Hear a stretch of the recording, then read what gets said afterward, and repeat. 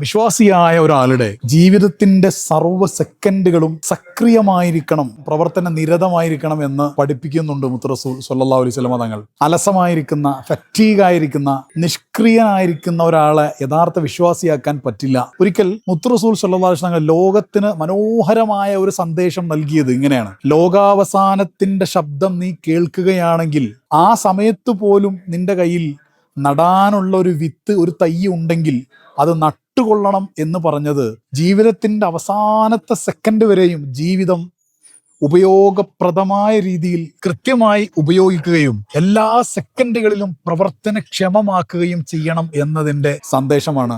ജീവിതത്തിന്റെ എല്ലാ നിമിഷങ്ങളും പോസിറ്റീവായിട്ട് ചിന്തിക്കുകയും കാര്യങ്ങൾ ഉൾക്കൊള്ളുകയും മനസ്സിലാക്കുകയും ആ ആങ്ഷൈറ്റി ഇല്ലാതാക്കുന്ന ഒരു പ്രയോഗം കൂടെയാണ് തിരുനബിയുടെ ആ പ്രയോഗം. ഒന്നുമില്ല, അവസാനിക്കാൻ പോകുന്നു എന്ന ആ ഒരു സെക്കൻഡിൽ പോലും ഇല്ല, അപ്പുറത്ത് ഇനിയും പ്രതീക്ഷകളുണ്ട് എന്ന തരത്തിലുള്ള ആങ്ഷൈറ്റിയെ ഹോപ്പ് കൊണ്ട് നേരിടുന്ന ഒരു മനോഹരമായ സൈക്കോളജിക്കൽ ഒരു ടെക്നിക്ക് കൂടെയായിരുന്നു ആ ഒരു പ്രഖ്യാപനത്തിലൂടെ പുണ്യ റസൂൽ നമ്മളെ പഠിപ്പിച്ചത് സ്വല്ലല്ലാഹു അലൈഹി വസല്ലം.